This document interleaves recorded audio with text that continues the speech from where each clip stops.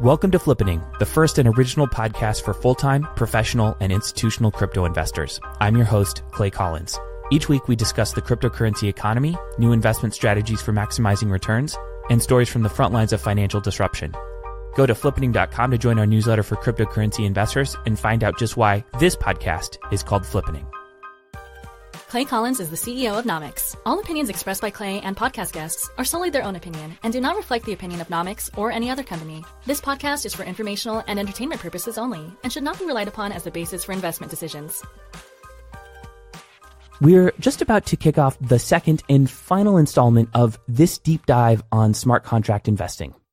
I believe this is the best material that you can find anywhere online about this topic. There just isn't a deeper treatment of this topic anywhere. I'm joined in this exploration by Katya Kovalenko, who is a partner at P2P Capital. Part one of the series, which you can hear in episode 35 of this podcast, is an audiobook reading of Katya's 10,000-word essay posted to the Nomics blog entitled Investing in Smart Contract Platforms: How Developer Ecosystems, Crypto Economics, and Token Mechanics Create Value on Platforms like Ethereum, EOS, Cardano, and Tezos. That audiobook serves as a great foundation for the content you're about to hear. So if you haven't listened to it yet, that might be a great place to start. In this second installment, we have a free-form conversation and learn about the pros and cons of smart contracts, how to evaluate them, and what the future of smart contract investing might look like. This interview is broken up into 6 chapters. Chapter 1 is a primer on smart contracts. Chapter 2 is a discussion of smart contract use cases and what smart contracts can't do just yet. Chapter 3 covers the pros and cons of the most popular smart contracting platforms. In Chapter 4, Katya reveals her step-by-step process for evaluating smart contract platforms. Chapter 5 explores the various avenues one can pursue to invest in smart contracts. And Chapter 6 is about why the future of smart contracts depends on the creation and adoption of a killer app. We're just about to kick things off, but before we do that, I wanted to provide 2 announcements regarding Nomics.com, the company that produces and funds this podcast. The first announcement is that we've hired a producer for this podcast, and starting with this very episode, we're coming out with podcast episodes each and every week. We're enthusiastic about this because without trying too hard, this podcast has gone on to become the #1 podcast for institutional crypto asset investors, and we're ready to up the ante. Given that we're going to be releasing more podcasts more frequently, we now have room for a few more sponsors. If you like the work that we do and would like to support this show, then a sponsorship might be a good fit for you. I can say from my own experience that Flippening sponsorships work. Each and every time we put out an episode of this podcast, we mention our own API. And to date, every single one of those advertisements has resulted in 1 or more new customers. In fact, we would do these shows even if nobody else sponsored because of the business it brings to us. And over 80% of paying customers mention that they heard of us through our podcast. Right now, sponsorships run between $2,000 to $4,000 per episode, and we accept 1 outside sponsor per show. Of course, this is probably going to change in the future, but this is where it stands right now. The second announcement is that our team at Nomics has been hard at work on our API, and we recently released a number of new endpoints and features for that product, including our new ticker endpoint. Check it out at nomicsapi.com. Speaking of which, if you need an enterprise-grade crypto market data API for your fund, smart contract, or app, then consider trying out the Nomics API. Our API enables programmatic access to clean, normalized, and gapless primary source trade data across a number of cryptocurrency exchanges. Instead of having to integrate with multiple exchange APIs of varying quality, you can get everything through one screaming fast fire hose. If you found that you or your developer have to spend too much time cleaning up and maintaining data sets instead of identifying opportunities, or if you're tired of interpolated data and want raw primary source trades delivered simply and consistently with top-notch support and SLAs, then check us out at nomicsapi.com. Okay, back to our regularly scheduled program. Here's part 2 of our series on investing in smart contracts with Katya Kovalenko from P2P Capital. Enjoy.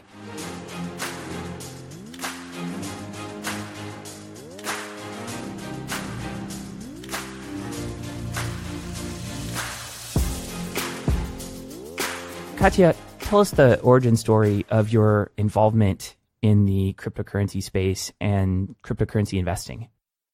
It started with a real world use case rather than starting with buying and playing with Bitcoin as most people do. I started working in corporate finance and in energy and oil and gas sector over 10 years ago. So that's where my career started. And then I joined different international corporations, started as an auditor in Big Four, and then joining power management companies. I worked in Switzerland for a few years. And then I joined an interesting startup in the US that was dealing with grid scale batteries. Then my husband was working in real estate investing in parallel. So while he was working with this use case, he found out that there were a lot of people that were interested in participating in real estate in the US that were not able to do it because of all the complexity. And he became curious of how to make it possible to build like a fund, like a real estate company that will be able to sell little pieces of US real estate to foreign owners, basically in one click. So it was just an idea. So he started questioning this, and that's when he stumbled upon blockchain technology. Some of his friends and partners told him, hey, you should look at this. And so in 2015, he connected with one of our future partners in the firm. And the first thing they told him, you should tokenize it. You should tokenize it. He was like, what the heck is this? And so I started being interested too, because he's like, well, you have more finance background. Let's look at this together. So then fast forward, as you can imagine, after we started diving in what blockchain is, we both abandoned whatever we were doing and both started working on blockchain full time. Actually, our investment firm was only found last year, but we started investing back in 2015, and the partners that we joined, they started back in 2014. So they had very good experience in the market. So we started investing in alternative platforms, like there were Genesis investors in Ethereum, and then in the early platforms like BitShares, Maidsafe. It was all experimental back then. And then we realized what an amazing use case smart contracts could bring to the market. And also having the experience in real world sector, like my husband started immediately diving into the projects that were building products for real estate sector. Again, we saw how difficult it is to implement in the real market. I started looking at the projects in the energy sector, at the projects that were doing energy trading on blockchain. So we started like kind of connecting our real world, real industry experience with the blockchain. And that's kind of shaped our thesis in the beginning. And then we started looking into infrastructural projects because we realized how far the industry was and is still now from anywhere from gaining mass adoption and even real business adoption. We started looking at infrastructural projects, infrastructural blockchains, smart contract platforms back then. What became of the real estate use case? We did a documentary on security tokens. We had Josh from Harbor. He was talking about REITs and the ability to use tokens to sell fractional ownership in real estate projects. Did that ever come to fruition, or was that kind of the gateway drug that got you involved, and then, you moved into investing, sort of more broadly, rather than doubling down on the real estate use case? It was more as a gateway, because when we started looking at the use case, we realized just how early it is and how non-mature and nascent the technology is. And that's why we started backing and looking at the infrastructure layer. We are still very interested in this. So we're still looking at the real estate use cases. But now that being in the market for a few years, we realize that this is really, really far. I think it's one of the main issues most investors have in the market is the time horizon. When you come to this market, you realize all the potential and you start thinking, well, wow, in 2 years, the world is going to not look the same. It's going to be different. All this technology is going to work. And then you realize, oh, it's probably going to happen like in 10 years. So that was the biggest shift, because I remember back in 2015, we thought like our work is going to be very different in 3 years. Well, corporate finance still exists. Real estate market still works pretty much the same. It's very conservative, but there are exciting companies that are trying to make a difference there. So we're looking actively at those use cases. We're going to have Rob Nance on the show, and everyone's always like, tokenize your fund. So he actually went to do it, and it took him certainly well over a year multiple attorneys, a full-time in-house attorney to manage all the external attorneys, multiple legal entities, compliance across multiple jurisdictions to tokenize this fund. So it's one of those things where it sounds like the technology is probably the easiest part of doing all of this. And there's just a lot more red tape that comes with that. Absolutely. Yeah. It took us so many months just to set up a private investment firm correctly. Let's move on to P2P Capital. It doesn't sound like you accept outside capital, so you're probably not going to get in trouble for soliciting. But what can you tell us about the origins of P2P Capital and, some of your areas of focus, how it's structured, how it got started, and when and how you joined? Sure. The firm itself only shaped last year, but it's mainly the result of the legal work and et cetera. The partners, they started to work on this in 2014. My husband joined in 2015, and he's still a partner in the firm. And I joined in 2016. I was very hesitant to leave my full-time job, but I did. The firm is focused on infrastructural investing, so investing in liquid portfolio and venture investing, as we call it. So maybe more than half of the fund is liquid portfolio. So that means the tradable tokens. And the biggest chunk of it is, of course, Bitcoin. Personally, very bullish on Bitcoin, and we are as a firm. And then also it's Ethereum, Zcash, Monero. So the traded, highly liquid tokens. Then the less liquid part of it, tokens which are either locked or not traded yet, or we have the agreements not to trade for a certain period of time. So this is illiquid part of the fund. And then there is VC. So there is our equity investments. We do safes, we do safety, we do token purchase agreements, SAFTs. So different type of investments. With the illiquid fund, it sounds like that's ICOs, or maybe not ICOs. No one wants to use that term anymore, but tokens that for whatever reason, the illiquid portion is certainly dealing with tokens. There's tokens that either, the funds are, or the tokens are locked up. You have agreements not to trade them for a variety of reasons. There will be a token eventually, but it doesn't exist yet. When you speak to the venture part of your portfolio, that's just 100% equity? Yes. It's not always their definition what is just liquid or venture. It depends on the stage of investment. Sometimes it's a seed stage, so there is only equity. And actually it's preferential because it's not necessarily sure for the project at the very beginning. They want to create a token, how it's going to look like, what's going to be the structure, what's going to be the token economy. So sometimes it's much better, even though it's kind of old school investing that a lot of crypto funds don't like to do. Sometimes it's much better to invest in equity and just to give the team some time to breathe and find out how to structure their project in the best way. Before they have to answer to like thousands of people in a Telegram group asking them about, when they're going to get their Lambo. Oh yeah, I think this is over. Well, I haven't been in those Telegram groups for a while, but I think when Moon and when Binance is kind of slowing down, which is good.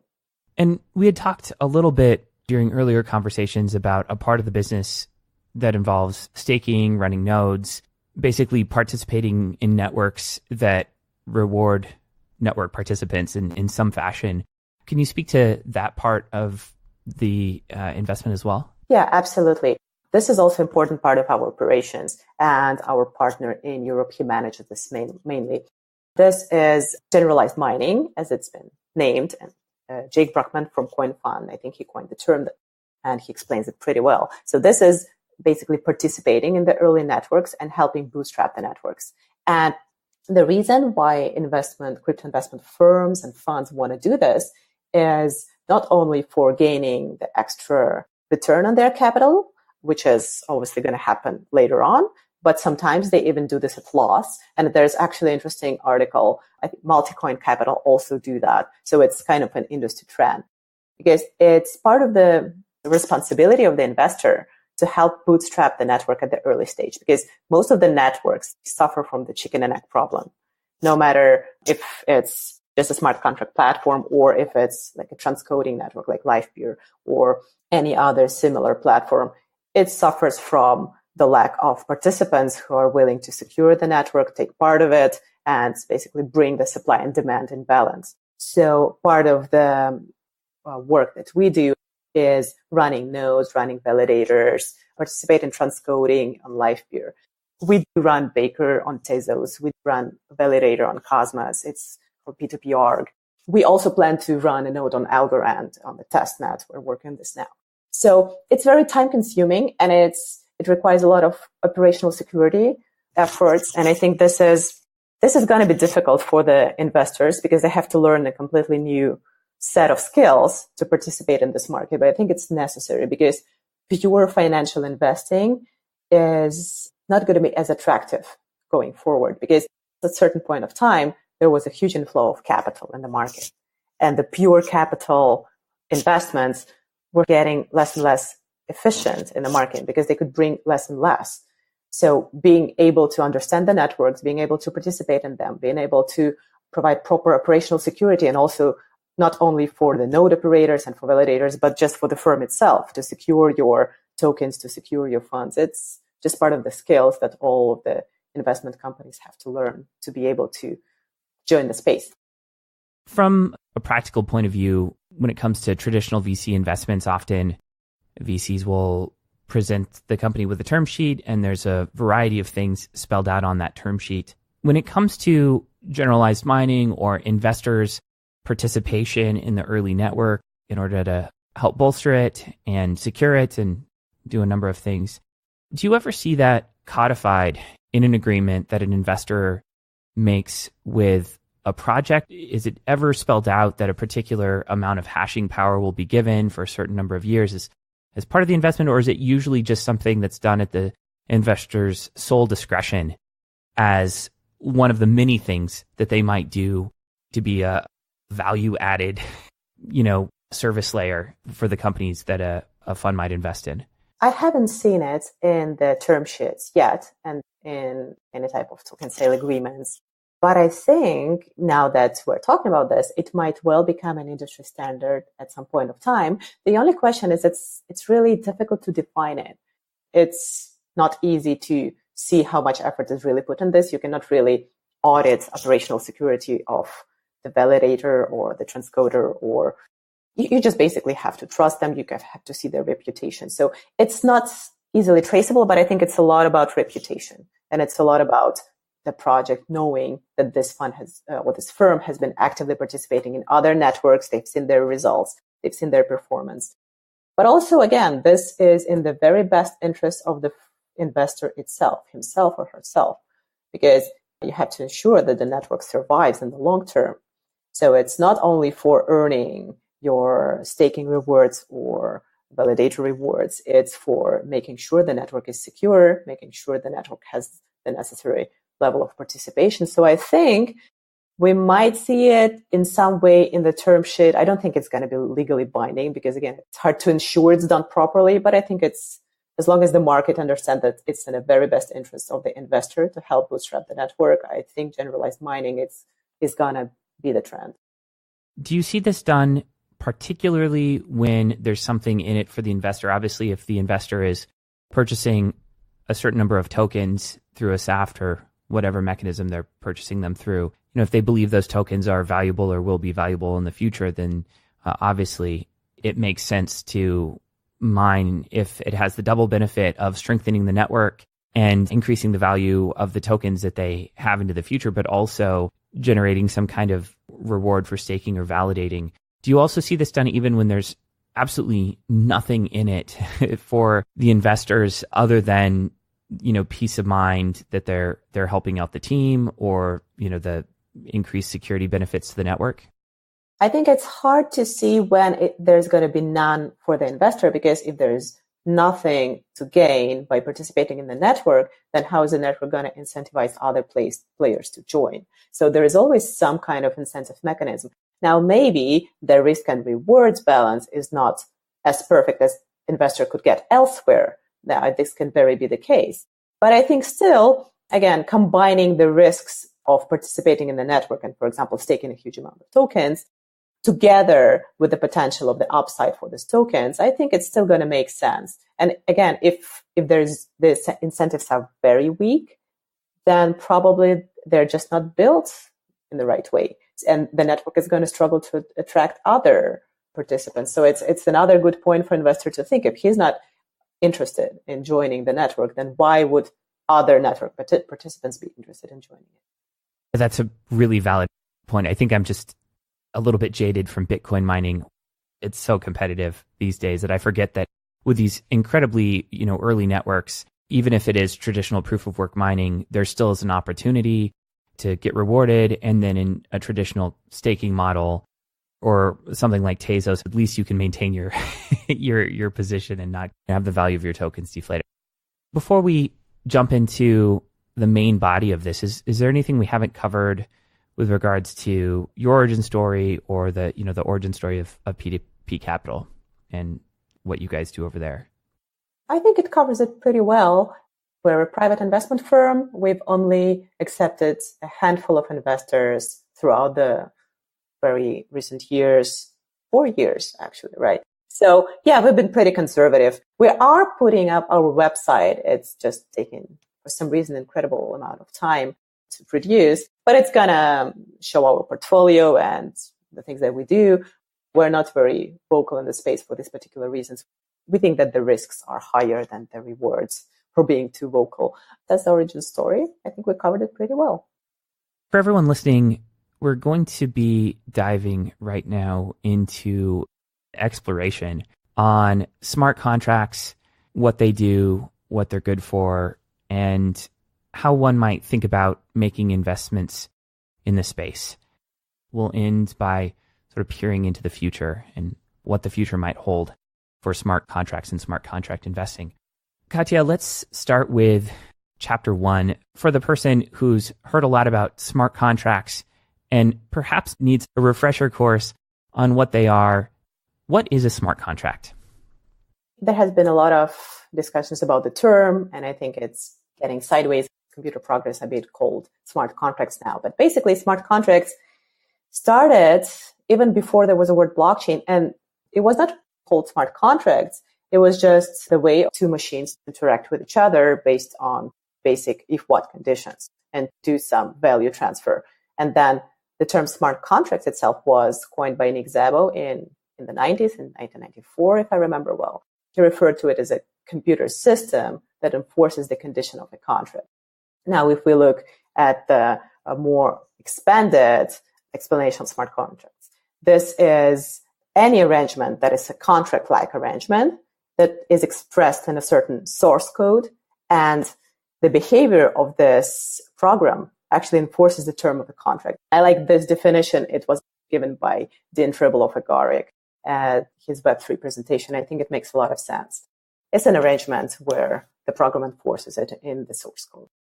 I think when it comes to illustrating what a smart contract is and what it can do, I kind of put this into two buckets. There are smart contracts that have actually been written and shown to work somewhat well. And then there are, kind of future-oriented smart contract ideas that on the surface sound like they probably will work, but have not been executed at scale. What are some of the smart contracts that have been shown to work historically, or that, maybe someone might not realize that they are using a smart contract, but if they are interacting with the Ethereum blockchain or other blockchains in the space that they use pretty frequently, what are some of the existing smart contracts? I think the most practically adopted use case of smart contract to date has been token sales, ICOs, and some estimated that there are over 8 million smart contracts on Ethereum. I heard this on the presentation last year by QuantStem team, and I was pretty surprised by this huge number. But apparently, there can be a lot of small smart contracts in one token sale event. So token sales were, I think, one of the largest use case, no matter if we like it or not and what came out of it. But it was the largest use case of smart contracts so far. What I like to give an example is the decentralized finance use cases. MakerDAO, for example, their collateral debt, when the smart contract that issues their CDPs on the blockchain. I think it's a very interesting use case of a working smart contract that survived a very severe bear market. So it showed that the system actually performs pretty well. And then all the various multi-sig implementations where you have multi-signature access to the funds. So these are like more of the, as you said, the smart contracts that some of the users might not even be familiar with the fact that they're using a smart contract. But yeah, if we're going to look forward into like more promising use cases, here we see all the different types of industries that can be disrupted by smart contracts. Let's talk about token sales, since it's probably the most popular use case when it comes to smart contracts. I don't know that the average person that has participated in a token sale really thinks about the fact that a smart contract is being used to issue the token. I think from their point of view, it's there's a token, it lives on the Ethereum blockchain, it's an ERC20 token. What are some of the ways that smart contracts are used during token sales? Like, what's some of the logic that's being enforced? That's basically an if-then condition. So if the user sends a certain amount of funds to a certain smart contract, then the smart contract issues a certain amount of tokens and sends it to the user's wallet, for example. This is like the most basic what-if condition that smart contract can enforce in the token sale. I don't know enough about the Ethereum blockchain to know if there's any kind of multi-sig smart contract embedded at the base layer, but one might say that it actually isn't needed because you can just use a smart contract to enforce multi-sig, and that there can be an infinite number of multi-sig scenarios that can be enforced by an infinite number of smart contracts. When it comes to the future and all of these scenarios that folks have projected could occur in the future, there's Uber on the blockchain, there's sharing electricity on power grids and using tokens to gamify that. What are some of the more compelling future use cases of smart contracts that are particularly appealing to you both as an individual and as an investor? I think the term smart contracts has been a little bit overhyped in the last years, and it's kind of normal for any new technology. So when it appears, you assign all the possible use cases to it, and there were all the conversations that we will get rid of all the lawyers and accountants, and all our supply chain and our romaine lettuce is going to arrive to us fresh and clean just because of the smart contract. And even though I am overall quite bullish on the use case, I think, again, as I said earlier, investors have underestimated the time frame of how fast all these things can happen, because there's like all this industry has been functioning for a long time, and enterprise cycle of changing anything is very long. Like the sales cycle is very long. So I'm not very interested in the use cases for smart contracts for enterprises right now, because again, working in the big corporations, I know how long it's going to take. But what I'm very interested in is financial use cases that we're starting to see now. And these are the platforms that are introducing collateralized debt, that are introducing P2P lending or derivatives trading. These are like Dharma, DYDX, Compound, for example, and MakerDAO that I already mentioned. Okay, time out. I'm going to do some native advertising for the Nomics API. This episode of Flippening is sponsored by the Nomics API. The Nomics API offers squeaky clean and normalized primary source trade data offered through fast and modern endpoints. Instead of having to integrate with a bunch of exchange APIs of varying quality, you can get everything through one screaming fast fire hose. If you found that you or your engineering team have to spend too much time cleaning up and maintaining data sets instead of identifying opportunities, or if you're tired of interpolated data and want raw primary source trades delivered simply and consistently with top-notch support and SLAs, then check us out at nomicsapi.com. First of all, the users of these platforms and of this use case in general are more sophisticated by definition. So I think it's going to be easier to penetrate this market. Secondly, this market, like the financial market, is highly inefficient. So whenever you deal with the financial system, you know what I'm talking about. So I think this is a very clear first path forward. And this is nothing new. I mean, the decentralized finance, open finance narrative, I think it has been the narrative of 2018, and it's going to continue through 2019, 2020. While the technology is going to prove itself, certainly, I think it's going to face some regulatory hurdles, and it's also quite normal. So while this game will be gaining traction, platforms or projects are going to face all this money transmitter laws, all this broker dealer licenses. And it's part of the norm. And I expect this. I'm still very interested in how the technology itself is going to prove in the financial industry.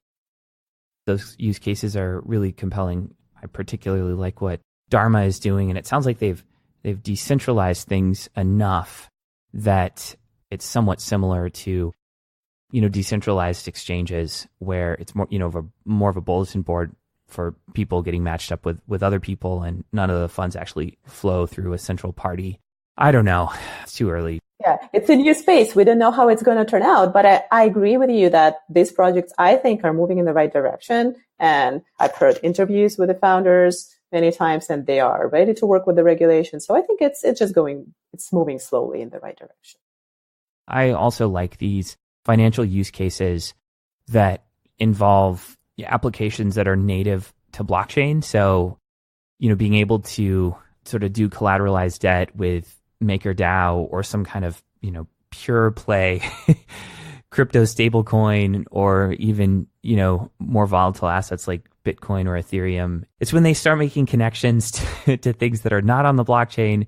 That's hard in and of itself, it seems like. And then connecting into the real world to objects that aren't digitized in any way, shape, or form that require oracles. It seems like those are going to be the most difficult use cases to nail. Oh, absolutely. Absolutely. I think there are several concerns that still need to be solved. And the oracles is one of those, because first of all, they require people to make inputs in the smart contracts. And I've seen this quote somewhere that smart contracts are as smart as the developers who coded them. And I would add that also as smart as the people who input data into it or created data oracles. So these are all the foundations of the smart contract. And there are projects that are tackling this now. I think there's a project called Chainlink, if I remember well. So it is a known problem. Oracle problem is a known problem, but it still exists. And also the smart contract security is the most obvious obstacle, I think, to the real world adoption, because before in the Web 2, you could just, if the program doesn't perform correctly, you lose your data, someone steals your photos or gets access to your email. Now with the Web 3, with smart contracts and all the finance applications, if something doesn't work as supposed to, if it's subject to hack, then you lose all your money. So it's a different level of risk, and that's why it requires a different level of security. I'm also very interested in the projects that are building around security and that are building around making smart contracts easier to code securely and safely. Let's move to chapter 2. Chapter 2 is about the range of things that smart contracts are good for and, what they aren't good for. How would you summarize what belongs in either of those buckets? It's really hard to see all the future use cases of smart contracts. But if we look in the very near future, there obviously smart contracts are probably good for, as I said, the applications where the user is sophisticated enough to deal with it so far, because it hasn't been abstracted away enough up to now so that the user can just interact with a dApp or whatever application that is using the smart contract. But if we're going forward, I think there's infinite amount of use cases that smart contracts are going to be used for, like from self-driving cars to supply chain to insurance to real estate that we talked in the beginning. So infinite amount of use cases. What I think where it's going to be difficult to implement smart contracts is anywhere where the complex legal language is involved. Like I used to work in consulting, and I remember all the difficult legal language that was involved in the contracts that I used to sign. Like I have to act with integrity. I have to perform due care in my actions. I have to perform the reasonable amount of effort to estimate, the potential of fraud in the financial statement, for example, right? And it's very difficult to estimate this unless we have like AI that is much smarter than a human, and it can judge the outcome of this better than any human. So whenever we look at the very complex legal arrangements, or just when there's a very complex service agreement, right, when there are multi steps of implementation of the service. So I think now I've seen use cases where smart contracts are stretched too much to, try to incorporate all these difficult arrangements. But for the more simpler if-then conditions, I think it's going to be perfectly fine as long as the security problem and the Oracle problems are solved in the near future. I liked your comment about complex legal language probably doesn't serve most people to consider or to expect, rather, that a traditional legal contract would be able to be hardened with a smart contract. It seems like there's a lot of, deterministic aspects that are required in order to be able to create a smart contract around things. And I think about a lot of the contracts that I've seen or that we write up. We have customers that we go back and forth with commercial contracts and commercial contract negotiations. And, attorneys like adding the word reasonable to things all the time. Like, vendor shall make all reasonable efforts to secure X, Y, and Z. And of course, that's in there so that if the contract is ever litigated, a judge can come in and sort of decide if reasonable efforts were taken. And that's just impossible to do with smart contracts, at least right now. Absolutely. Their legal status is another point of question because nothing of that has been tested in courts yet. So the smart contracts are immutable and that's their main property. So if, again, something goes wrong, it should go back and elevate to the traditional legal system. And, some of the entities like CFTC has issued a nice primer on smart contracts. And actually, they judge that smart contracts are subject to existing laws like the Commodity Exchange Act or AML rules. But it's still unclear. I mean, it's good that the regulators are thinking about it, but we haven't seen this tested in courts. We haven't seen two parties contest on the outcome of a smart contract. And then if a court rules that the smart contract has to be reversed, then how is it supposed to be done on an immutable blockchain? So they have to force one of the parties to create another smart contract to cancel the previous one. So I don't think these are like obstacles that cannot be overcome, but it's still a lot of work to do. I wonder if we'll ever see a day where, judges have a securely stored private key that allows them to arbitrate on matters that are, that require that require arbitration according to the terms of a smart contract, and they have to decide, one way or another, and populate fields with certain, with certain inputs. That would be fascinating. Arbitration on the blockchain. I wonder if we'll call them oracles instead of judges. Who knows? That would be interesting. So we talked about some of the things that these smart contracts are good for right now.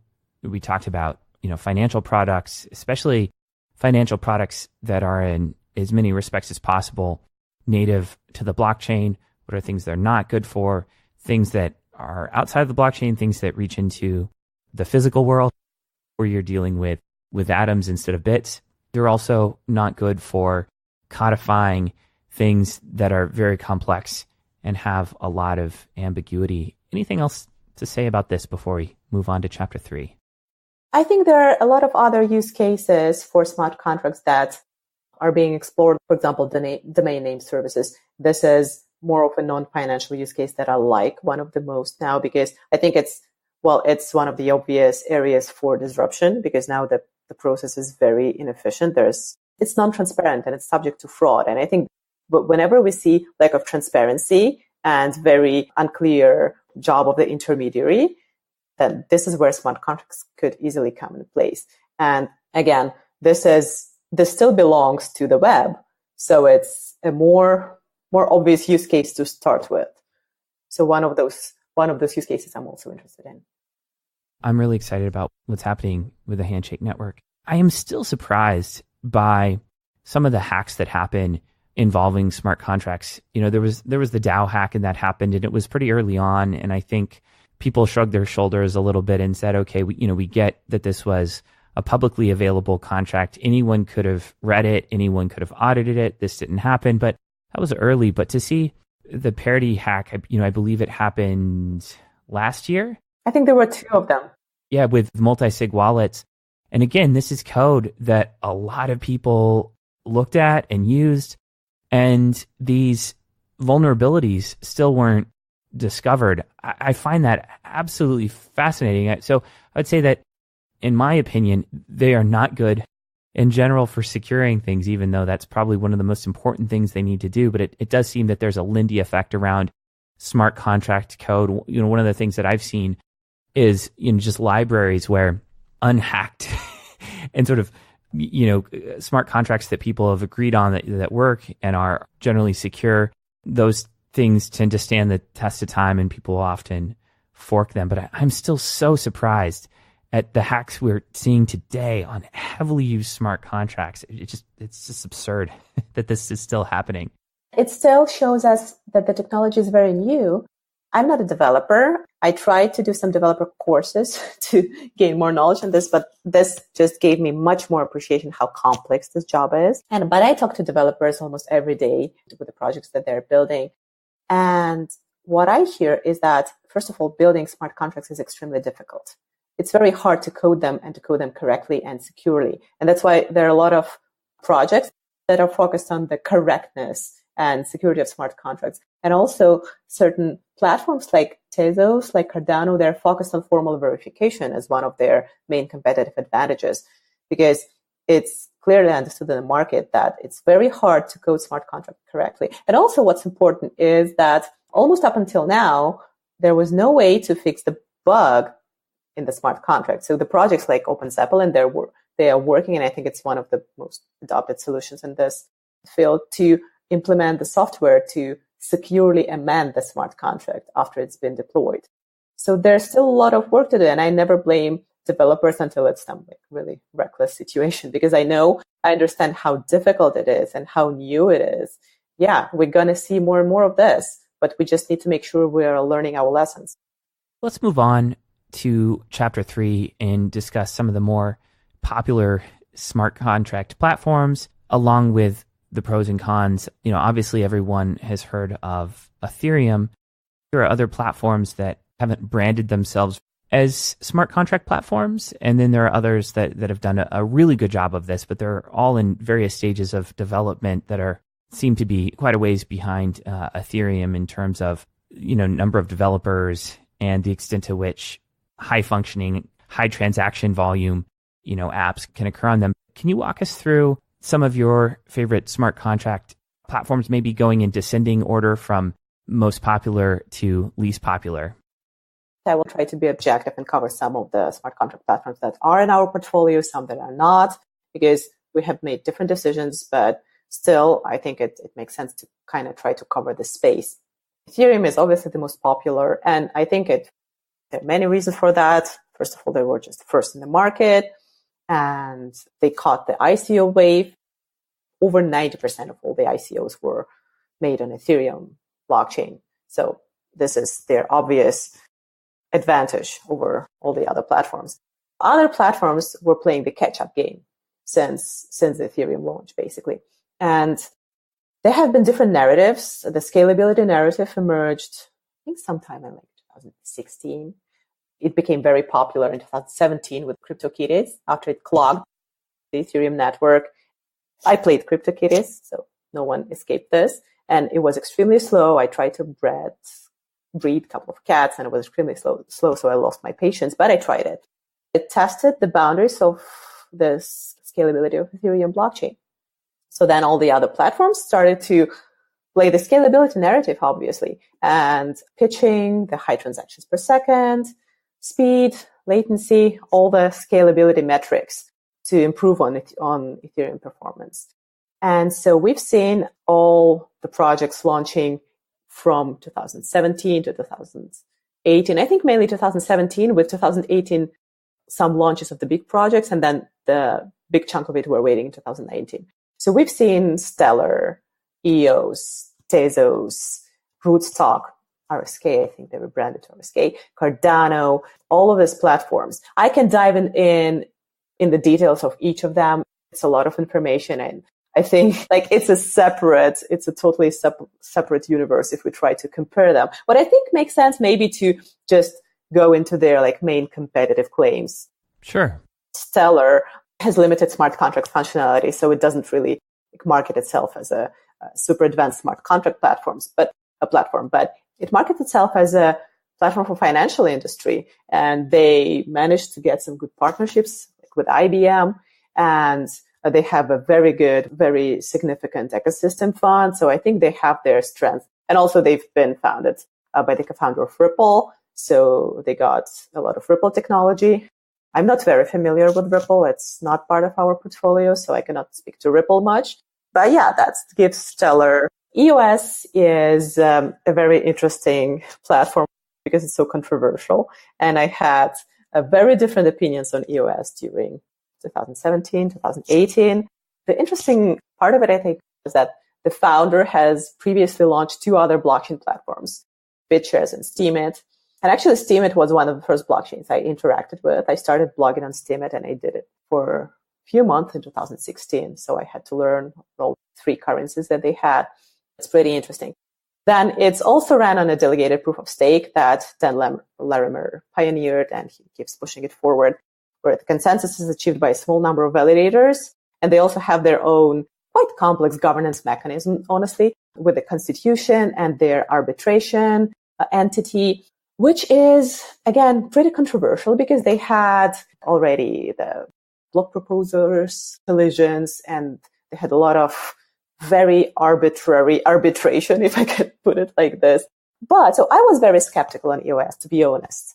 But whenever I'm very skeptical on the project, I start reading on this as much as I can because I try to overcome my initial skepticism. And I've been talking to developers, and there are a lot of people who are building on EOS and who are interested in the transaction speed and the cheap transactions and in the usability of the platform. So I'm maybe jumping a little bit too far now, but they have their very interesting business approach with their enormous token sale that I don't want to comment on. But now they have a very huge financial buffer to play with and to attract developers and to attract projects to build on EOS. So I think no matter the criticism, we shouldn't ignore it. It's gaining its traction on the market. Now, RSK is an interesting platform just because it's built on Bitcoin blockchain. I'm a big fan of Bitcoin. I think that it's interesting to look at what they're building. At the same time, I think RSK has been pretty quiet in terms of their marketing, in terms of their partnerships. So I'm not sure where they are going forward, but I keep watching. I think it's an interesting project. Yeah, their scalability narrative is like 100 transactions per second. So I think it's not really very active on that side, but we'll see. And Cardano is also interesting. It's founded by Charles Hoskinson, and he's been a co-founder of Ethereum. And they have a very strong scientific team. So this is a project strongly focused on scientific research and validating their claims and making peer review, academic review. They're focusing very much on this. And I've heard somewhere, I think on their presentation, that they are not interested in building it first. They want to build it right. And that's an interesting approach. So we don't see a lot of like big partnership announcements and releases on Cardano. It's pretty focused now on the research and building their product. So, and Tezos is another very interesting platform. I think it's one of the most hotly anticipated projects last year in the market. First of all, you know how bumpy their ride was with their foundation and their governance. It was kind of ironic because it's a project that claims to solve the governance problem, and the first thing they did is stepped into the big governance problem. But I think they came out pretty well, and they launched the platform, and it's still very interesting to see how their liquid proof of stake is going to work. What I like when I look at the smart contract platforms is see what they're best at, because there have been hundreds, I think, of smart contract platforms that are trying to be Ethereum killers just because they're faster. There should be something more to it. So in Tezos, I think their governance experiment, I treat it as an experiment purely. I think it's very interesting. And I'm really curious to watch how it's going to turn out. And they also offer Turing complete smart contract language. So that means that the complexity is similar to the one that you can build in Ethereum, but also they're claiming to have formal verification, which means that theoretically the smart contract should be much more secure. But again, it hasn't really been battle tested yet. We haven't seen much use cases built on Tezos. So it's still going to be interesting to watch it. There are so many more that I haven't looked into, like Tron, for example, Neo and NAM. Some of them I think are pretty interesting, like Quantum, like Zilliqa. This is such a crowded space. I think it's important to note that even the Bitcoin blockchain itself is extremely limited smart contract platform. There are, smart contracts that can be built in a very limited form. I'm not technical enough to dive into this very much, but there are things you can do with the Bitcoin blockchain. It just probably they're so limited that no one claims or sort of considers it a smart contract platform. Did you have something to add about that? There have been some experiments, and Blockstream is developing Simplicity, which is a smart contracting language for Bitcoin blockchain. And I think it's all interesting to watch, even though I look at Bitcoin as a store of value, and it's a totally different asset. And I think it shouldn't be even compared to smart contract platforms.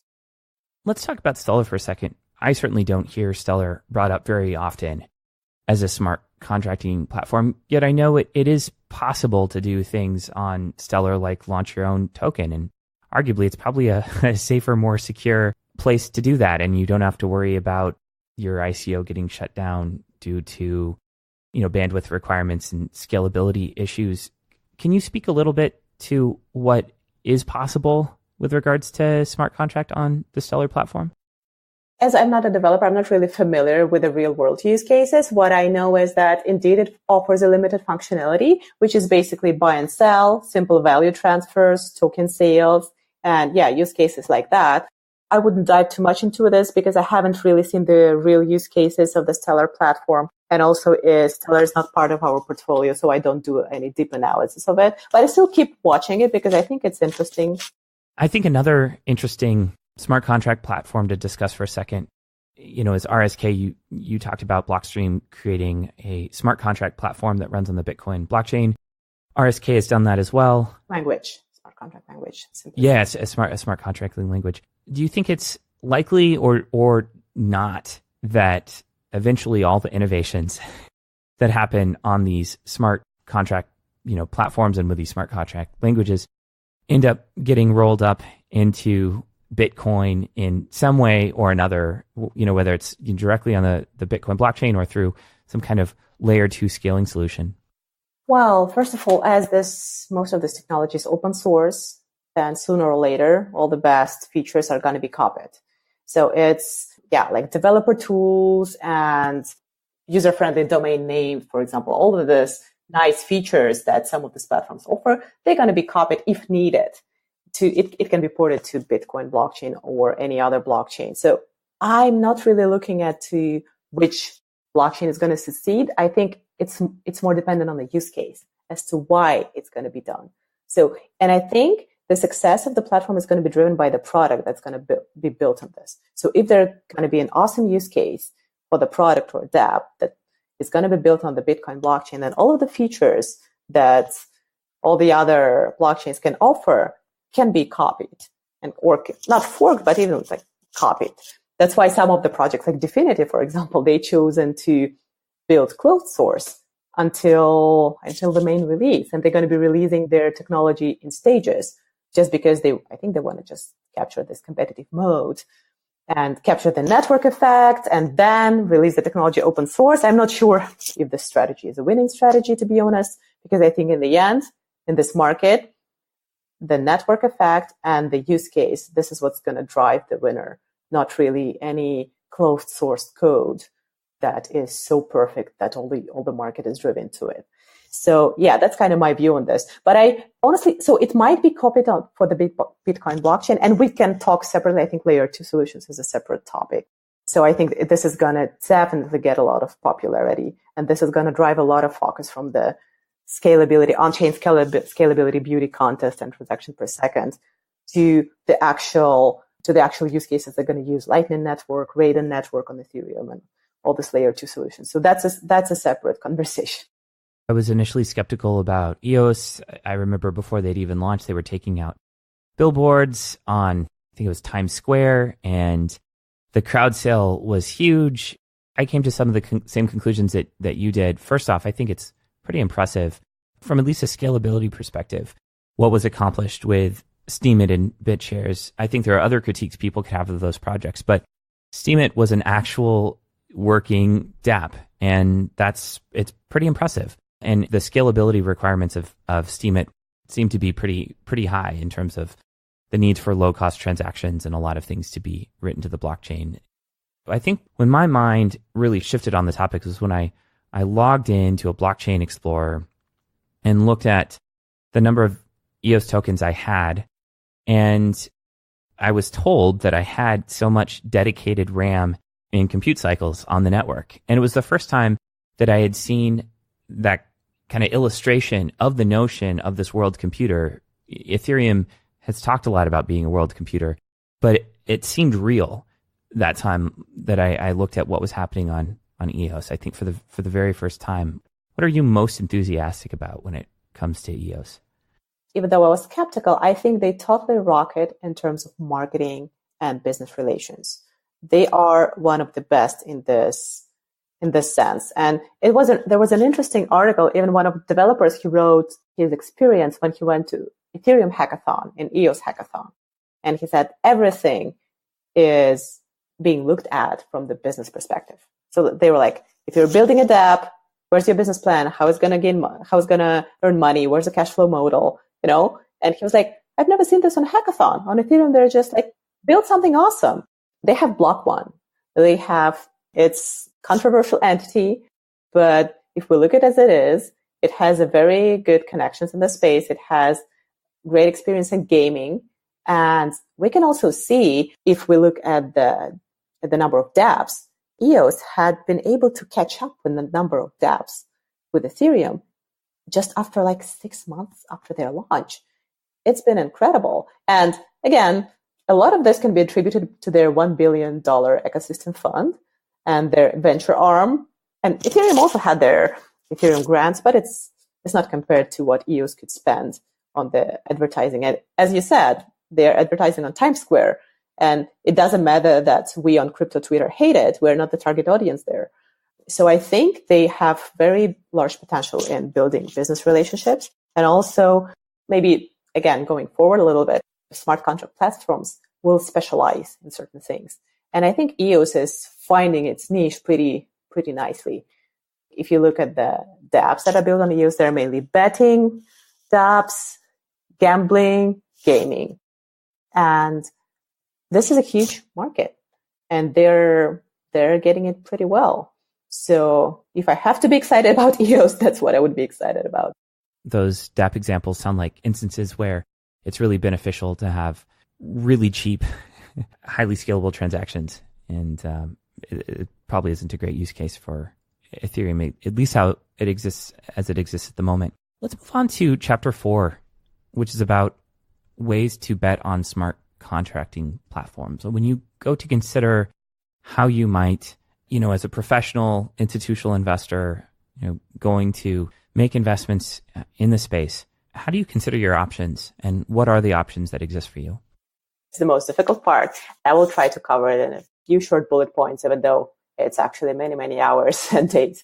So to start with, the recent narrative has been to evaluate smart contract platforms based on their scalability. So it's kind of point zero. It's the tech behind it. And so scalability narrative, or transactions per second, has been the prevailing narrative among few investors, I would say, but among generally the market for the last couple of years. And it's been pushed mainly by the CryptoKitties issue that clogged the Ethereum network in 2017, right? Yeah, but it was, the talks have started earlier, and the networks that were launching after that were all competing on transactions per second.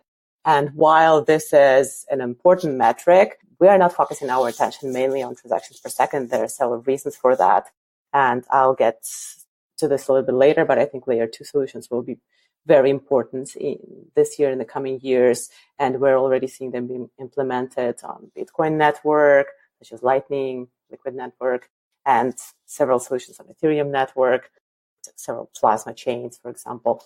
So it's probably not like the on-chain throughput is probably not going to be the key decisive factor for the large-scale applications. Then also there are other ideas for scaling, like side chains, dry chains, like layer 0 solutions. So I think like the scalability is one of the factors, but it's probably not the key, the most important factor. That was the first thing I wanted to point out. Then what do we look at is point one is the user experience. And who are the users of smart contract platforms? Well, It's not like the general consumer level. Smart contract platforms are built for developers to build awesome products on top of it. So developers are the users. And that's why we believe that developer experience is one of the key factors among the competitive advantages of smart contract platforms. And when we look at the developer experience, there are many things that go into this. And while I'm not a developer myself, it's part of my job to talk to developers that I work with, that I respect, and I think who are building awesome products, and to see what they're looking for when they're choosing what smart contract platform to build on. And so contrary to the very popular narrative, decentralization is rarely a thing, a parameter that developer optimizes for. It's more like a path to achieve some certain characteristics of the network, like optimal security, optimal scalability. And it depends on the application that the developer is building. So what is the throughput, the on-chain throughput he's looking for? What is the latency he's looking for? How fast the application has to react? And what are the gas fees? What are the costs? It also depends. Like if the application needs to perform thousands or millions little tiny on-chain transactions, then cheap or free transactions are very important. And some platforms offer this, like EOS or Tron, I believe, as well. So in that sense, it's important to see what are the use cases you are most bullish about. Like, what are you looking at? Is it music, real estate, or gaming? And then this use case should shape the developer experience that will be important on this platform. For example, for gaming, speed is much more important than like sovereign grade censorship resistance. And that's why we can actually see that, most of the games and betting apps are built on platforms like EOS and Tron, while the decentralized finance apps are focused on Ethereum because the security of the platform and the censorship resistance is arguably more important. So this is one of the important metrics, and also the developer tools and usability around the platform. And this has been, I think actually developer tooling will be one of the key things that's going to be built in 2019. And already several platforms are optimizing for this. Like EOS is famously focused on usability, like human readable addresses. And I think Cardano is copying this feature. It's important, usability, and as long as it's all open source, it can be copied. As a starting point, the fundamentals of the technology and how is it important for developers, I think that's kind of the most important part. Then the second big piece that we look at is governance, the governance of the smart contract platform. And the way we look at governance is not from the theoretical perspective that's been very popular in the market, where there are a lot of debates whether proof of stake creates plutocracy, whether on-chain governance is important to create democracy on the blockchain. And while I think it's important from like the theoretical and from the practical perspective, like how we look at governance is that best governance is the one that delivers the best performance to the platform. So governance should serve the platform so it upgrades and updates in the fastest and most efficient way. So it uses the funds that it has in the most efficient way. So it adopts the features that will be beneficial for the platform. So governance is a tool. We've been known for years for building very poorly working governance systems. So the most important part is try not to copy them on the blockchains. And that's why I was initially, and I still am to a certain extent, kind of skeptical of EOS, because it's very complex. Governance resembles our representative democracy, which doesn't really work perfectly. Still, who said this? Churchill, that democracy is the worst governance system except for all the rest. So it doesn't work perfectly, but it works. The idea is not to replicate the most complex human governance structures, but just to make the platform the most adaptive, the most flexible, and the most robust to changes. I think Tezos articulates it pretty well. In one of the interviews, the founders actually said that we're building on-chain governance and we're focusing on governance not for the sake of it, but because we want Tezos to be the most successful platform, and we want Tezos to adapt and to be flexible so that all the features that it wants to adopt, it can do it through governance. And it will not get, stuck in the debates and off-chain arguments. But at the same time, because it's very hard to build from scratch, it's important if you are investing in the platform from the very beginning. I think what's important is flexibility. Because if the governance is written in the white paper and it's implemented in the code from day one, I'm pretty skeptical about this because we will see all the failures and problems, which will be probably hard to fix later on. And we've seen this with the bumpy launch of EOS with you've probably seen this, like their arbitration issues, like randomly freezing accounts in the beginning of the launch. So it was pretty bumpy ride because I think they just implemented too many governance features all at once. But again, yeah, so that's how we look at governance. And it's a very long topic and a separate topic of its own. So I'm just trying to kind of gloss over this. And the third point is pretty much straightforward, but it's still important to mention that how much money does the network have to develop? What is the structure around its funds? So ecosystem funds around the smart contract platforms are crucial to support development around it. And almost all of the platforms have adopted it in one way or another. Like in Ethereum, there is a grants program, and there is actually now this Moloch DAO, which is very, very interesting and very ambitious project. How do you spell that? Moloch. I'm actually not sure how to pronounce it properly. It's like, it's a mythological creature that requires a sacrifice. It's like pretty weird, but it's interesting. It's a DAO that's going to decide on how to allocate Ethereum grants. It's supposed to be objective and very interesting mechanism to see if it's going to really optimize for where the money goes to be optimal for the Ethereum network. And the whole idea is there. You can only buy shares, vote with shares, or sell your shares. And so I will not dive into this, but this is one of the interesting ways of allocating the funds, because one of the questions, as long as you have the ecosystem fund, is who decides where the money goes. But then Consensus is also, of course, a very important company that is building a lot of strength around the Ethereum ecosystem. But then EOS, with its totally crazy fundraising of $4 billion, has a very good war chest in the end. And a lot of projects were supported by EOS. And I know there are people who are switching to EOS, there are developers who are switching their apps to EOS.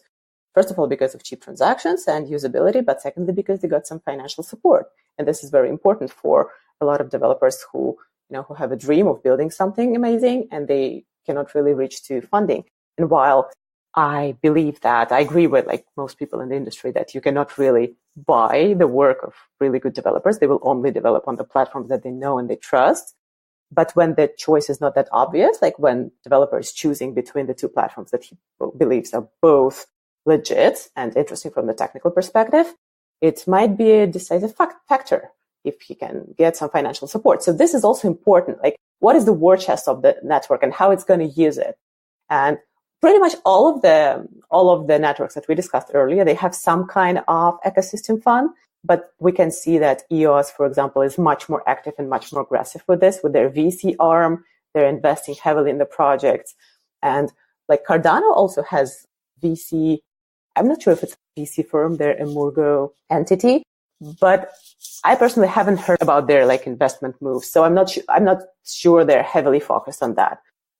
I actually know someone who started a project because they were funded by an ecosystem fund. And at the end of the day, the promise of having a year's worth of income for them and their co-founder to build on this platform was really seductive. And I don't think they felt like they were selling themselves short. I think it was kind of both platforms were more than good enough and they were off to the races. So I agree with you. My experience validates what you said, that there's, where trust and decentralization and history and Lindy effects are important, that, the decentralized finance apps tend to go to Ethereum, but for gaming, gambling, things that sort of are more analogous to apps that might run on our phone or on our computer that require high transaction volume count, I have seen people move over to EOS, and I have seen part of that be the ecosystem fund. I don't know that means that those funds are actually going to return much unless they conceive of returns as being just an overall increase in the value of the token, which is, probably a more realistic goal than trying to get like kind of traditional IRR returns for a VC fund. You're totally right. I think that's the main goal, developing the ecosystem around the platform. And they just wish the platform grows and the value of the underlying token grows with it. That's the whole idea behind it. And also it's important to mention that a lot of these platforms are now developing interoperability solutions. And like some of the competing platforms like Hedera, Hashgraph, I believe they start working with Solidity. So you can actually port your smart contract from Ethereum to Hedera Hashgraph. And then when you would have Cosmos, when we have Polkadot, when we have working cross-chain bridges, we actually have, I think POA Network has built working cross-chain bridges like last year. You will not be locked up with one platform definitely and forever. It's going to be actually easier to port it or to connect your application with other smart contract platforms. So I think that also gives more flexibility to development teams.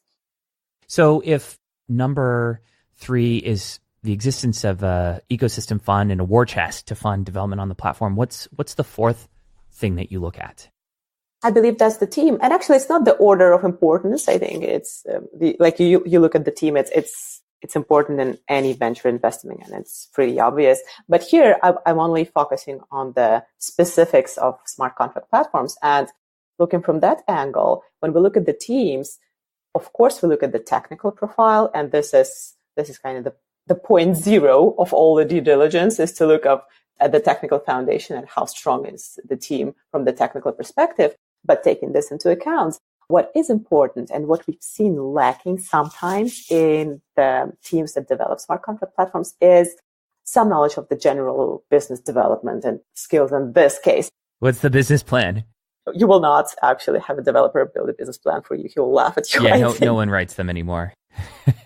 And not that we need that. We don't invest in Excel spreadsheets. We're not interested in Excel spreadsheets. But what we're interested in is the skills to build business relations in the industry, because the approach of we will build and they will come, it was prevailing. And we've heard it from so many teams. Like, look, this platform is so awesome. The tech that we're building is so amazing that whenever developers and projects and companies discover it, they will just switch to our platform. The markets are not 100% rational, and we know that. While I'm not a big fan of like huge marketing, but business relations is very important in these teams. Go and tell and convince companies and projects how awesome your tech is and why they should build with your platform is very important. And these are the skills that we want to see in the teams together, of course, with a strong technical background. But at the same time, we're not big fans of like heavy marketing and like endless partnership announcements. We've seen this. We continue to see this even today with certain platforms that jump high in the rankings in CoinMarketCap just because they announced something. So we try to look deeper into that and see if they're really able to build business relationship and convince the market, companies and enterprises, if it's focused on enterprise for sure, to build on the platform and to send the right message about their technical functionality. It does seem like with partnerships, if the value of what you're creating is dependent upon network effects, it behooves you to do business development. And probably the best way to bootstrap the network effects, apart from creating something 10 years ago like Bitcoin and having first mover advantage, one of the biggest ways to bootstrap network effects is by doing business development and creating partnerships. And that in and of itself can't move it forward. And it's just a given that the technology has to be right. But being able to get deals done and get on planes and have steak dinners, and close deals, that's, it's often looked down upon and maybe frowned upon a bit. And certainly that's not what most of the team should be doing, but you can create wins that way, at least in the short term. Especially with this competition. So it's really important. But then depending on the stage of investing, if you're investing at the seed stage, of course, that's pretty much what you can see and do the technical due diligence of the white paper. But if you're investing at the later stage when the platform is up and running, and we do a lot of that, we do a lot of portfolio rebalancing, we do a lot of reassessment of fundamentals. So we look almost every week at least at the platform usage and the stats. And this is like 0.5, and this is very important. And this is what the token economy actually enabled the investors to do, is to constantly reevaluate and look at the fundamentals. Platform usage is one of the fundamentals to look at.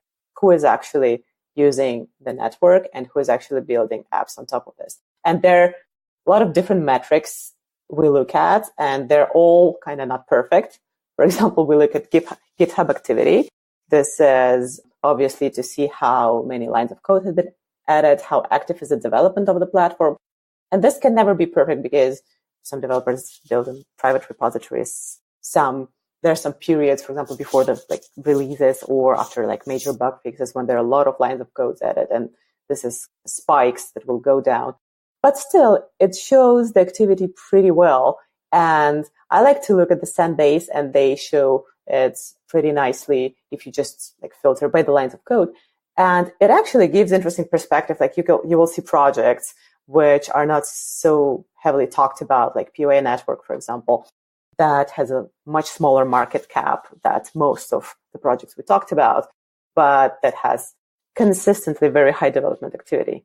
It's because they've built I think it was the first working cross-chain bridge. They've built XDAI chain. It's a chain that's run on DAI stablecoin. But they're very low on marketing and all this kind of business activity. So that's why I like checking this GitHub activity and seeing who is actually consistently building and delivering. Again, there are many metrics. There's one interesting website, I don't remember which one, which shows the social network activity around the smart contract platforms. Like, what are the mentions? What are people talking about? I have the link somewhere in my blog post. This is not the key metric, of course, but it's interesting to see what the industry is talking about. And it might be totally not related to the shipping of the code or anything. It might be just some narrative popping out. But then after looking at the GitHub activity, what is also interesting is just to see the general activity on the network. And the source that I like the most is Messari. I think they're really awesome, like everything they do pretty much. But their integration of on-chain effects has been really interesting because now you can pull almost any kind of data. And I think that might be interesting for you as well, right? Because that's what you're working on, to organize the data on the blockchains. So this is one of the interesting efforts there. And yeah, you can see the number of active accounts. You can filter by the transaction volume or transaction values or the number of transactions. And again, these are all imperfect metrics because, for example, with the blockchains where transactions are free, it's very easy to just make thousands and millions of transactions and just to boost the numbers for the better performance because it doesn't cost anything. And I've read some interesting articles about different ways of measuring it, like operations versus transactions. And the same with active accounts. It's also not a perfect metric. But when you look at it at combination, you will usually see the same kind of handful of platforms in the top 5, top 7 maybe. So it gives you a pretty good picture. After you look at the general activity on the network, what's interesting is to see, so what is this activity is comprised of? So what are people doing on this network? And on Ethereum so far, most activity has been around ICOs and around token sales, especially in the last couple of years, not so much in 2018 and will be way less in 2019, I believe. Even if the STOs, the security token offerings, taken off. But I think it's not bad. It's just one of the use cases that's been tested. And now I think it's time to see some more other interesting activities on the network. And decentralized exchanges are pretty active. Both decentralized and centralized exchanges, actually, all exchange activity. And I think we're going to see more and more there's decentralized finance activity. So taking loans and long positions and issuing derivatives. So all of this activity will hopefully grow and grow on Ethereum network. The other way of looking at it is to see what are actually the dApps that have been built on all platforms. And there's a nice report. It's monthly. I download it every month. Without any numbers, it just shows nicely with pictures the amount of dApps that are built on each platform. And here, it's really amazing to see that EOS has reached the same number of dApps as Ethereum dApps. So EOS, with just over 6 months after being launched, have managed to attract a lot of developer activity for building dApps. And well, most of these dApps are around betting and gaming. So it's not like I'm the most excited about this use case. It's the most world-changing blockchain use case ever. But at least it shows that people are interested in playing with the platform and building on top of it. Also, just having this amount of dApps is good just to battle test the platforms because they all use it in a different way. And we will all see, like, with their failures, with the bugs, with maybe some small funds stolen, hopefully not a lot. It's actually good to see these platforms being tested. Because when I see the platforms like Tezos and Cardano, which are very solid from the technical perspective, but they have very few working dApps. So that means they have still a long way to go to battle test them and see how they really going to perform under pressure. But then again, if we dive deeper, it's interesting to see how many people actually use these dApps. And like if you look at the dApp Radar, it's always very small numbers. So it's just a good refresher to understand that even though there are a lot of dApps, there are very few people who are using them as of now. I mean, it counts in tens of thousands at best, right? We're not even talking about millions of users. But I think it's fine. It's just still too early. We're still in this proverbial infrastructural phase, but we're really there. So it's just a good way to see like who are using and what type of dApps are being used the most. And I think the most popular ones are exchanges and games. And it's actually interesting. I don't really talk about Tron because Tron is not part of our portfolio and I haven't really researched this platform. I have my reservations about Tron and yeah, I don't want to put too much emphasis on this, but it's actually interesting to see that there are a lot of dApps and a lot of compared relatively to the general blockchain adoption curve. There are a lot of users for the Tron dApps and one of their, I think it's DICE or like betting dApp, it exploded recently. So it's very curious to see, like when I look at the dApp Radar, I was like, really? So people are using it. Okay, good to know. Because this is something I never used. And there's also State of the dApps. It's a cool website. They have different set of platforms. So on dApp Radar, they're only Ethereum, EOS, and Tron. And on State of the dApps, they also have Steem. But with Steem, I believe their main apps are just different like interfaces to Steem it. And they have POA network as well. It's not like we have a perfect framework or a big Excel spreadsheet where we can find a formula for which smart contract platform is winning. These are all factors that we look at constantly, not only when making investment decisions, but when we are reevaluating and reassessing our portfolio and the fundamentals. Let's move to Chapter 5 and discuss the various avenues available for investing in smart contract platforms. Let's say you've evaluated some smart contract platforms and you're looking to make an investment in the space. What are the venues at your disposal? You obviously can purchase a token or take the traditional VC route and buy equity if it's available. What else is available and how do you think about the various options at your disposal to place bets in the space? It depends a lot on the stage of investing. If you are looking at the early stage seed investing when it's pre-launch, pre-test net, usually just a white paper or like a white paper and part of the open source code that you can audit. Quite often you end up investing in equity and that's or convertible equity or equity with the right to claim a certain amount of tokens. So it's more of a legal structure than anything. But we do this type of deals and it's interesting for us because it gives more flexibility to investor because when you're investing in equity, you're investing in the team and in their knowledge and in their ideas. So if in the end they decide to pivot, in the end they decide to restructure, maybe it's not a smart contract platform, maybe it's actually side chain. For example, like RSK doesn't have a native token, it has SBTC. So in the end, like they don't need a native token to operate. So you might not need to invest in the token in this case. So if they decide that they don't need a native token, they're going to build a different type of product, you are protected as an investor because you're still invested in this company. And then if they continue building a smart contract platform as is, 95% of tokens on the market are useless. I think in 2019, it's a common knowledge. It was not so much like 2 years ago, but now it's pretty obvious. So that's why investors need to be very careful when investing in yet another token. There are many reasons why a token can fail. If you put it in two buckets, one bucket is just because it never had a reason to exist, right?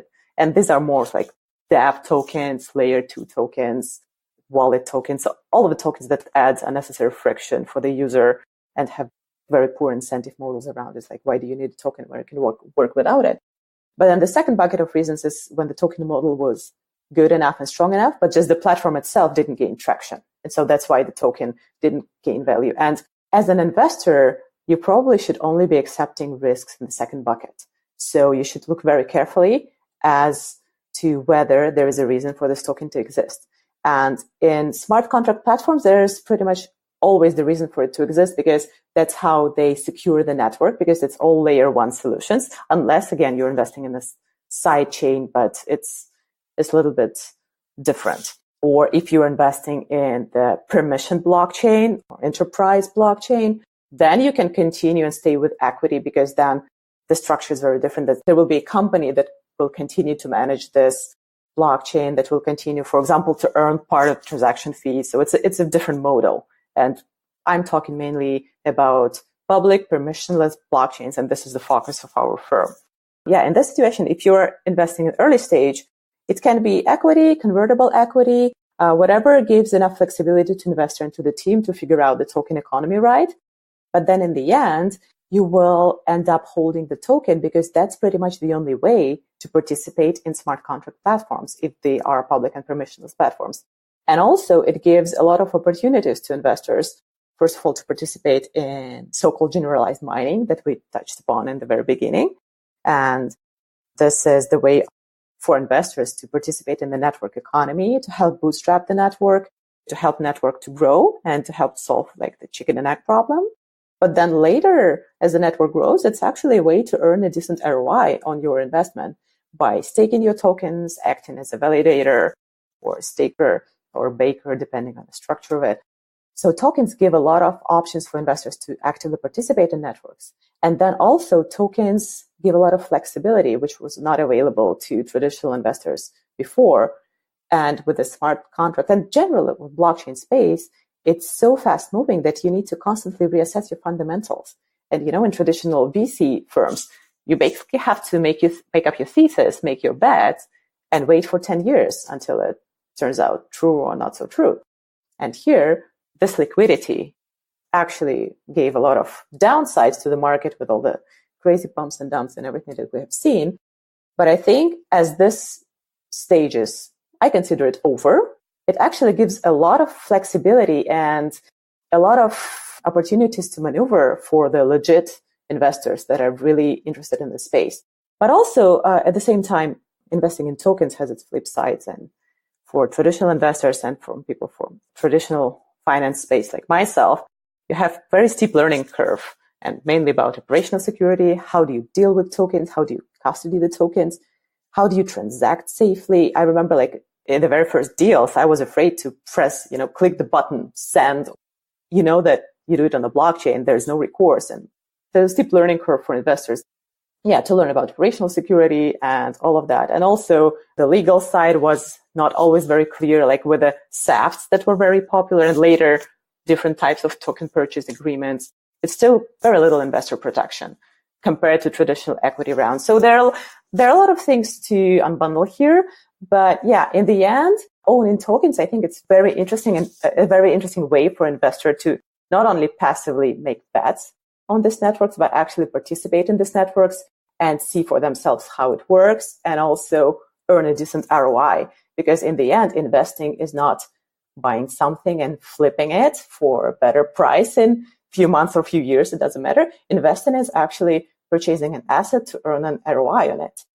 In tokens and participating in networks actually gives you opportunity to be a real investor, not just a speculator, which is nothing wrong about speculating. And we all did that. But like if we're talking about long-term investment, these are where the opportunities are, I believe.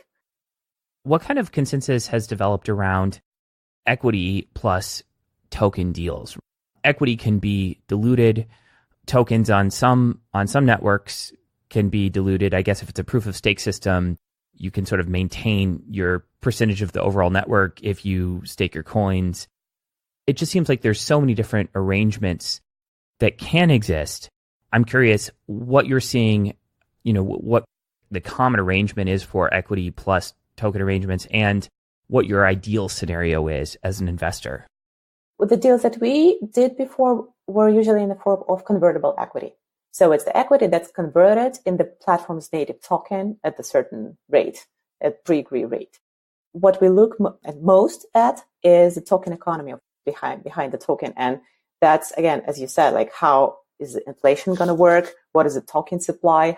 What's the token distribution? Where the tokens are going to land? And this is very important for the platform's future success. And there's a very good article by P2P Capital that when they talk about this, and they actually give the example of LifePeer, which is actually not a smart contract platform, but like a layer 2 platform. But they have very interesting solution for token distribution. And these things are crucial. So it's not just the amount of tokens that you get and the price that you get, but what is the token economy as a whole? How is the token planned to be used? And most importantly, what is the planned velocity of the token? So is there any underlying reason why the user of the token would want to hold on to it? And you are not going to be the only one who holds on to it just because you were an early investor. So there should be certain mechanics and the design around the token that provides for either for velocity sinks or for other reasons, or for staking mechanics that lower the velocity and give fundamental reasons for token owners to want to hold on to the token. Token economy is the key thing that we look at. And actually my firm's partner, Konstantin, he looks very deeply into this, and he helped several projects with their token economy at launch, because these things are very difficult to undo. We can see it with Ethereum now that they are like few years after the platform's launch and hundreds of dApps working, they are now changing their supply schedule, and has very difficult consequences with the community. I don't judge them. It's really difficult to be the first ones and to change as you go, like to reassemble the airplane on the go as it's flying. But this shows the importance of building the token economy right from the start, or giving enough flexibility around governance to change it, which is transparent and clear to the community and to the investors. So you're not seeing deals that come with both equity and token issuance. It's that there's some kind of convertible debt that converts to tokens rather than converts to equity at some conversion point. Is that right? We've seen deals. It was not for smart contract platforms, though. It was for cryptocurrency. So more for like Bitcoin competitors. And we were not really so much into that deal. If you stay up with equity, it always involves that there is a company that controls some part of the smart platform development, because then if you hold on to this equity, there must be a reason for this equity to grow in value.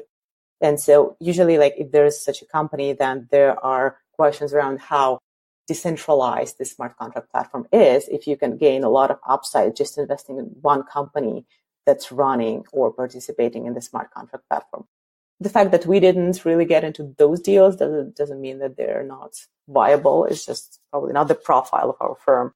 How do you think about the accrual of value to tokens aspiring to be currencies like Bitcoin versus the accrual of value to smart contract platforms where they derive their worth from their utility and the ability to run apps on top of them? Is there a different thing going on in those scenarios, or do you think of them in similar ways? It's a very tricky question, actually. I think it's a cause of a lot of debates in the industry, and I look at them differently. It's actually surprising to me that most Bitcoin maximalists, they see Ethereum as their main competitor. They're like arguing and publishing their claims against Ethereum, while I don't really see it this way. I believe that there will be monies and cryptocurrencies as Bitcoin. And in that sense, we're not really spreading our bets across Bitcoin competitors, because I think like the consensus around it is that Bitcoin is the most likely winner. And there are few other privacy coins that might be interesting. But again, it's probably going to follow like the same power law distribution as in smart contract platforms, where we will see Bitcoin as the main winner. And the value accrual around currency is very different. It's around the social consensus around the value of this monetary unit that's going to serve as a store of value. And later, as a medium of exchange, people have argued that, the medium of exchange functionality should come before that. If we look forward, I think it's all about social consensus around this particular currency being money, being medium of exchange and store of value. With smart contract platform tokens, it's different. I see it as purely the commodity. Like if you compare Bitcoin to gold, I would compare Ether to, wheat or soybeans. Like there are people who trade it. There are people who make a lot of money on it. There are people who make long bets, but it only works as long as people eat wheat. If the whole world goes gluten-free, then the wheat traders, it will be difficult to make money on it, because who will want to trade it? So to me, it's like smart contract platform tokens, native tokens, they derive their value from the usage of this platform. And that must be the key driver. I think we're far from getting back into the bull market as long as we see this big gap and discrepancy between coin market cap valuation and the real usage of the token. And we still see a lot of those gaps of the like platforms that have very little usage and a lot of marketing and end up having multi-billion-dollar valuations, while at the same time we can see platforms with even more amount of things built around it and having 100 times less valuation. I think that's where the difference is, and that's where I probably disagree with the market when it looks at all the tokens as competing one against each other. And there's also an opinion that the token cannot be successful unless it becomes a store of value. I'm not sure I agree with this. It's a secondary function. As I've mentioned, like with the commodity, you can probably allocate a percentage of value to it, but it's only going to grow in value as long as the fundamentals are there. So if the fundamentals are not there, and if no one is using the platform as designed, I see there's very little reasons in the long term for this token to accrue a lot of value.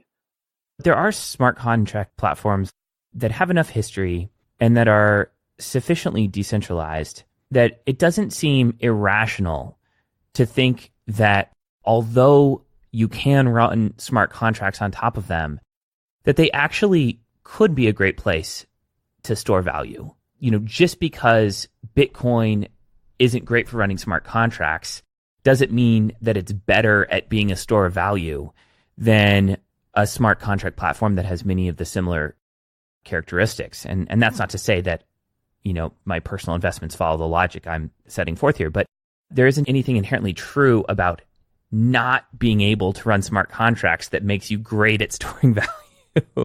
It's not irrational to think that, you know, something like Ethereum, you know, where the percent inflation over time approaches zero, you know, that it might not be a great place to store value in addition to running smart contracts and doing a bunch of other things.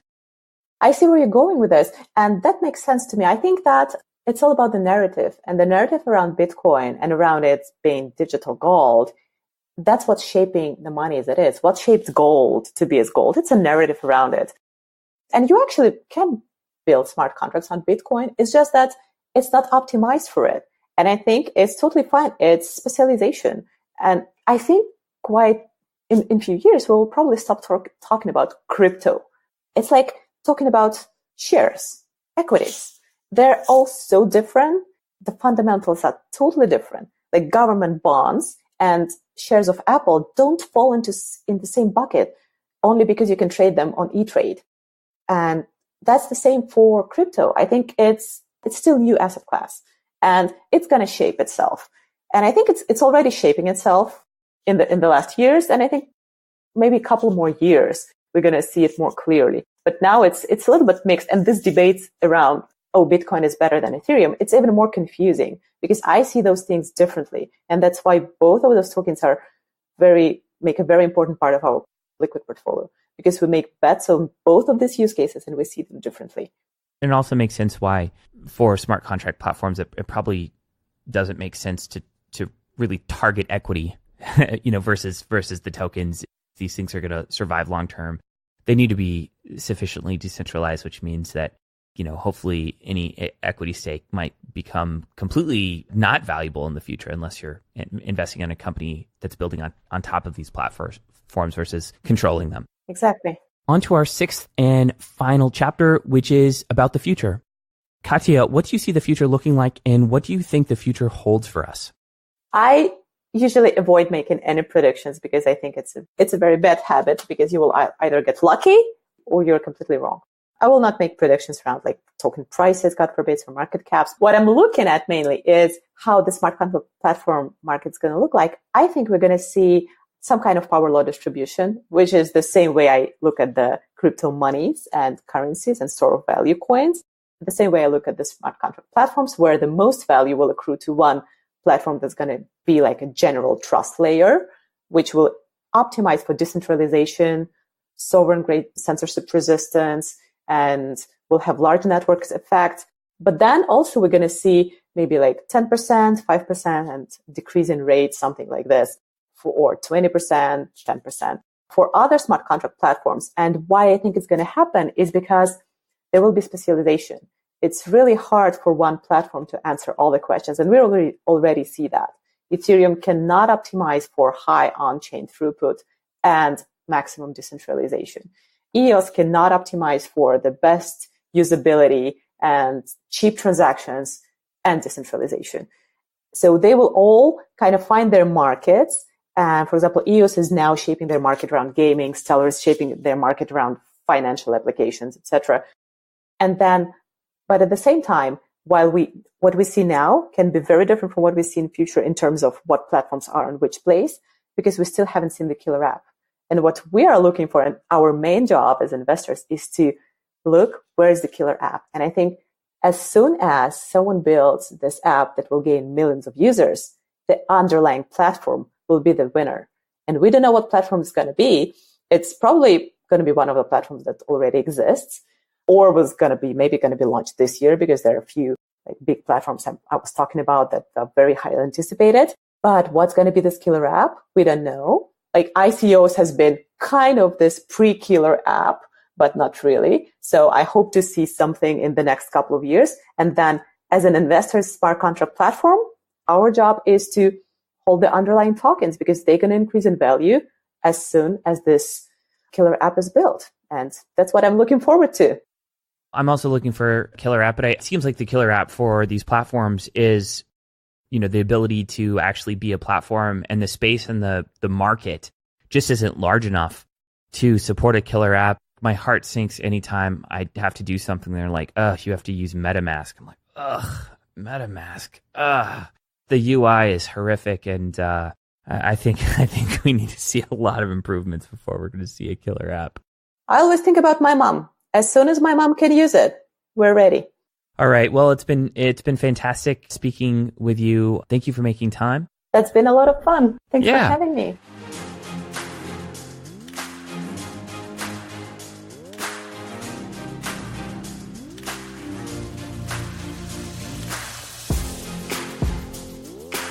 So that concludes part 2 of this 2-part deep dive on investing in smart contract platforms. Thank you for listening. I invite you to check out my other podcast called the Nomics Update. I release the Nomics Update every single weekday. It's my personal audio journal as the CEO of Nomics. During each episode, I tell stories from inside our startup, including the highs and lows. I also announce new partnerships and features, share lessons learned while leading my second software company, and speak to important new ideas shaping the future of Nomics.com and crypto asset data in general. To subscribe to the Nomics Update podcast, go to nomicsupdate.com, find the link to your favorite podcasting platform, and hit the subscribe button. Thanks for listening to this interview with Katya, and I'll see you next week. Take care. That's it for this week. To sign up for our free crypto investing newsletter, listen to other episodes, or get the show notes from this episode, please visit flippening.com. I also invite you to check out the startup that funds this podcast, Nomics, spelled Nomics, at nomics.com. Finally, if you got value from the show, the biggest thing you can do to help us out is to leave a 5-star review with some comments and feedback on iTunes, Stitcher, or wherever you listen to podcasts. Thanks for listening, and see you next week.